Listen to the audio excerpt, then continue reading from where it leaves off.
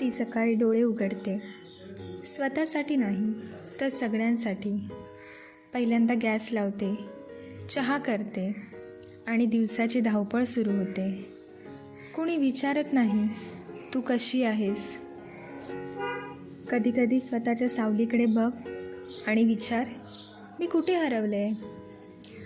ती जी कधी गाणं गायची, चित्र काढायची, कविता लिहायची, पण तिची स्वप्न मात्र अजूनही त्या शाळेच्या बाकावर बसली आहेत. ती आज केवळ बिल्स आणि डेडलाईन्समध्ये अडकली आहे. पण सखी, ती अजूनही तुझ्यात आहे. ती जी हसायची, नाचायची, स्वप्न बघायची, ती अजूनही जिवंत आहे, फक्त शांत झाली आहे. तू पुन्हा तिला जागं करू शकतेस.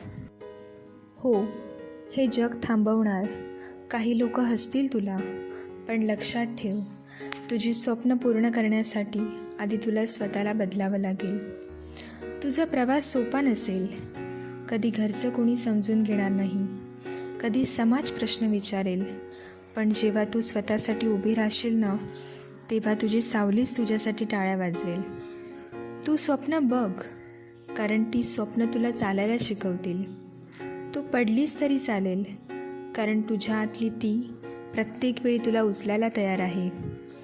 तू आई आहेस, बायको आहेस, मुलगी आहेस, पण सर्वात आधी तू आहेस.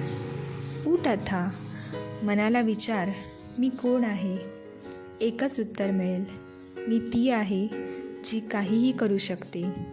आज ती शांत आहे, पण तिच्या मनात अजूनही काही आवाज आहेत जे तिला सांगतात अजूनही उशीर झालेला नाही. कधी वाट चुकेल, कधी मन गोंधळेल, हेच का बरोबर असा प्रश्न देखील पडेल. पण अशा वेळी फक्त एकच कर, डोळे मीट आणि स्वतःच्या मनाचा आवाज ऐक. प्रत्येक पाऊल हे काहीतरी शिकवत आहे, कधी संयम, कधी धैर्य, कधी स्वावलंबन. खरं तर यशाकडे जाणारा रस्ता कधी काट्यांनी तर कधी धुक्यांनी झाकलेला असतो, पण जे चालत राहतात तेच शेवटी प्रकाशापर्यंत पोहोचतात. आजचा दिवस फक्त तुझाच आहे. काल काय झालं, कोण काय म्हणालं, ते सगळं मागे राहू दे, कारण प्रत्येक यशस्वी प्रवास हा एका निश्चयाने सुरू होतो, एका धाडसाने पुढे सरकतो आणि शेवटी त्या एका पावलावर उभा राहून इतिहास घडवतो.